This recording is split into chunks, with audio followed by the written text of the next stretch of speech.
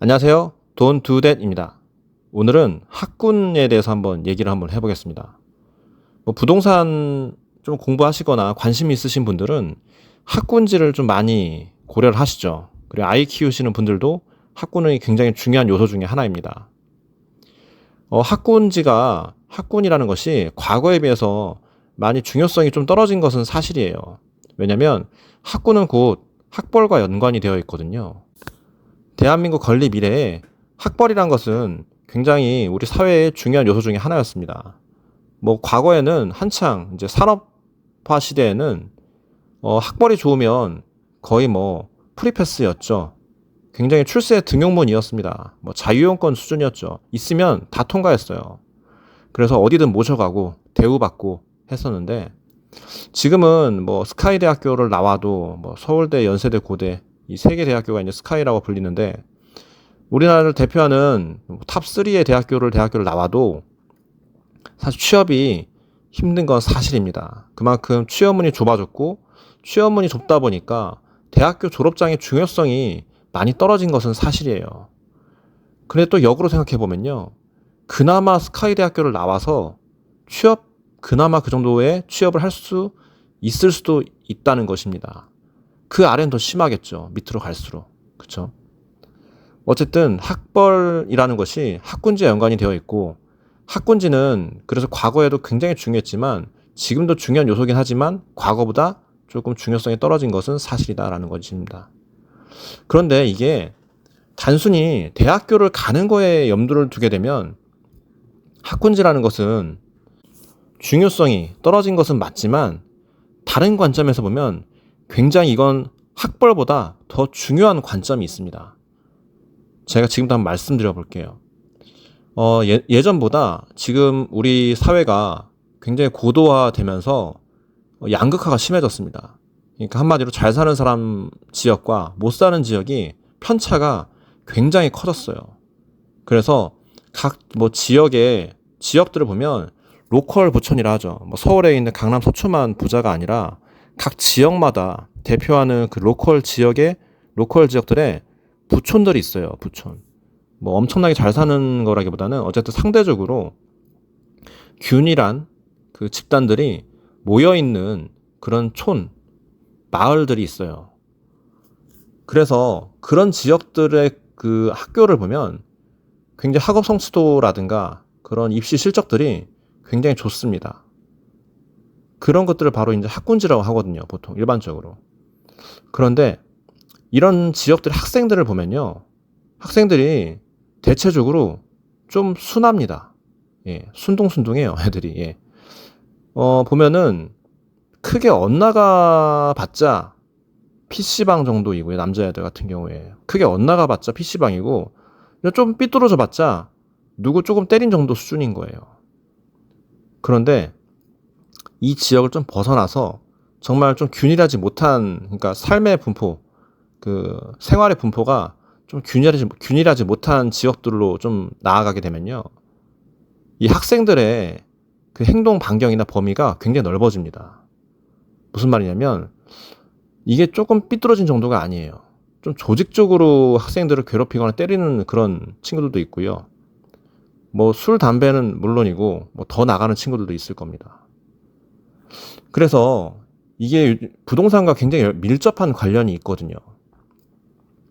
보통 학군지이고 조금 이제 공부를 좀 한다 하는 학교 같은 경우는 그 배정되는 지역의 아파트 단지라든가 그런 것들이 조금 상대적으로 잘 사는 집들이 좀 있습니다.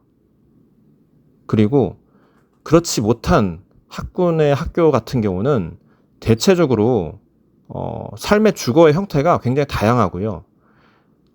아파트 단지보다 비교적 빌라나 주택가라든가 그런 것들이 많이 혼재해 있는 상태로 보시면 됩니다. 근데 이게 과거에는 저는 80년대 이제 태어난 세대이지만, 그때 같은 경우에는 제가 어렸을 때 같은 경우는 아파트 단지보다 주택가가 훨씬 많았거든요.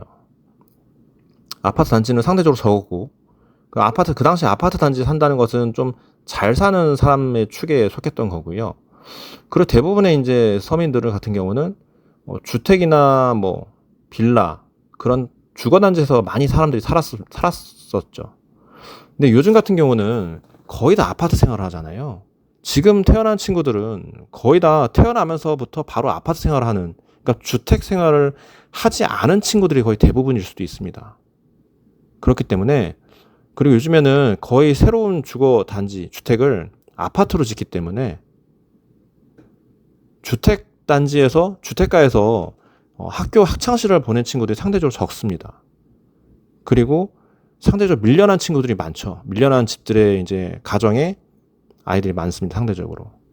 그러다 보니까 이게 소득하고도 연관되어 있는데, 아파트 단지 같은 경우는, 그리고 좀 대형 평수라든가 그 좀 비싼, 상대적으로 가격이 나간 아파트 단지 같은 경우는 소득 수준이 좀 되다 보니까 어느 정도 아이들의 사교육에 투자할 여력이 되는 집들이 좀 많습니다.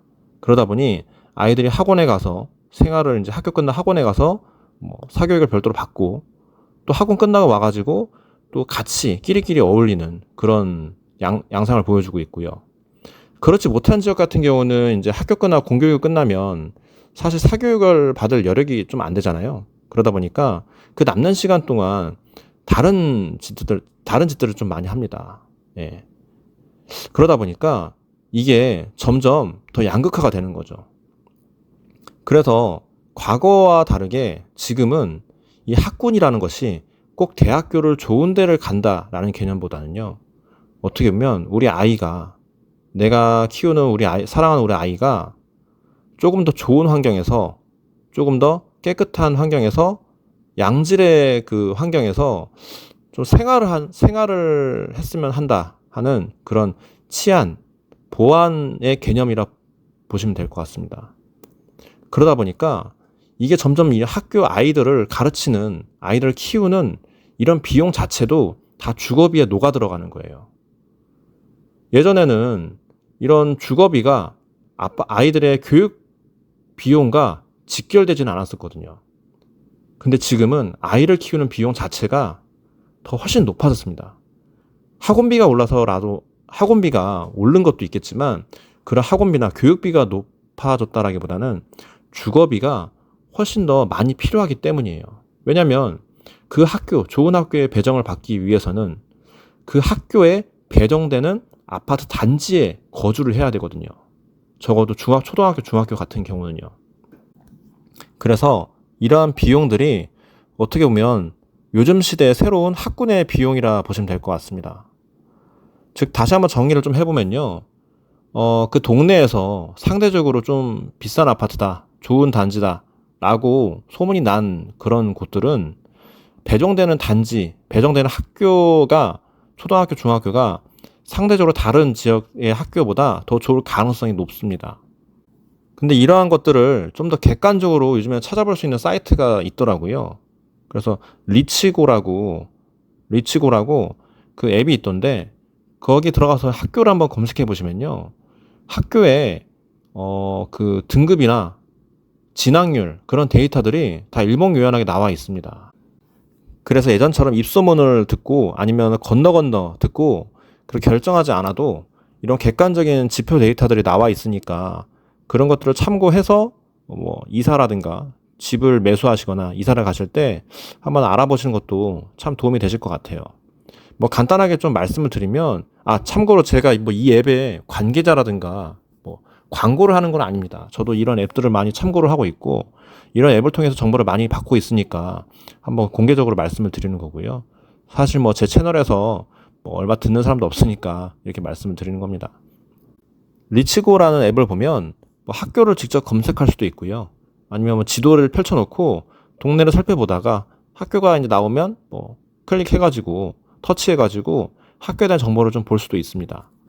근데 여기에서는 이제 중학교 같은 경우는 진학률 데이터를 가지고 지표를 삼더라고요. 그래서 진학률 같은 경우는 이제 뭐 외고, 과고, 자사고, 이게 진학률 3개의 이제 좋은 학교, 좋은 고등학교를 진학한 비율을 가지고 지표를 삼던데, 이런 것들이 참 도움이 많이 됩니다. 근데 여기 한 가지 좀 빠진 것들이 있어요. 지금 이제 공개가 되진 않은 내용들인데, 뭐냐면 과거에, 그러니까 언제부터 그게 정확히 없어진지 모르겠는데 2020년 부근인 것 같아요. 그때쯤에 전국 학업 성취도 평가, 그게 이제 완전히 폐지가 됐거든요.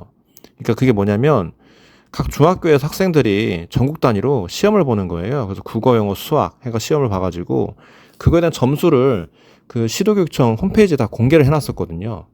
근데 그 데이터가 어느 순간 이제 그쯤 2020년쯤 해가지고 완전 폐지가 돼서 지금은 알 수가 없습니다. 평가를 하지 않기 때문에. 근데 그 이전에 있는 데이터들을 좀 제가 찾아본 적이 있었거든요. 그래서 그런 데이터를 좀 봤을 때 재밌는 것들이 보이더라고요. 뭐냐면 진학률 같은 경우 아까 말씀드렸잖아요. 과고, 외고, 자사고. 여기에 진학하는 학생들 같은 경우는 그 중학교 내에서, 그 집단 내에서도 상위권인 학생들이에요. 상위권. 근데 어느 지역이나 항상 상위권들은 공부를 잘하는 경향이 좀 있습니다. 아무리 학군지가 아니어도 분명 그 안에서 뭐 좋은 고등학교로 진학한 친구들도 분명히 있을 테고요. 그쵸? 다 못 가는 건 아니에요. 상대적인 비율인 거죠.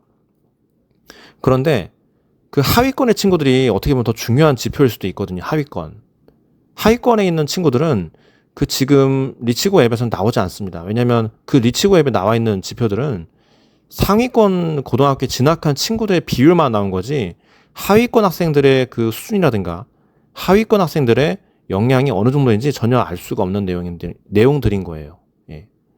그런데 제가 예전에 그 자료를 찾아보고 느낀 점은 뭐냐면 정말 이게 부동산 집값하고 완전 연결되어 있구나 싶더라고요. 그러니까 한마디로 그 학군지에서 유명하던 학교들 있잖아요. 예, 각 지역마다 좋은 학교들, 좋은 중학교, 그런 학교들 같은 경우는 학업 성취도 전체적으로 평균 자체가 높아요. 그게 무슨 말이냐면 하위권 학생들도 전반적으로 애들이 다 상태가 좀 좋다는 소리입니다. 굉장히 애들이 열심히 하는 학교의 분위기라는 것을 알 수 있는 수치였죠. 그런데 상대적으로 아파트 외에 빌라나 주택가들이 혼재되어 있는 혼재된 지역의 그 중학교 같은 경우는 편차가 굉장히 큽니다. 상위권 학생들 비율도 뭐 좋은 경우도 있지만 하위권 학생들의 비율도 굉장히 높았어요. 그게 무슨 말이냐면 한 반에 애들을 모아놨을 때 공부를 하는 친구들은 굉장히 열심히 하는데 안 하는 애들은 아예 포기한다는 소리예요. 이게 정말 놀랍더라고요. 제가 그래서 거의 뭐 인근에 있는 그 인근뿐만 아니라 좀 유명한 지역들을 다 뒤져봤었거든요. 다 통계를 해봤었는데 역시나 비슷한 경향을 좀 보였습니다.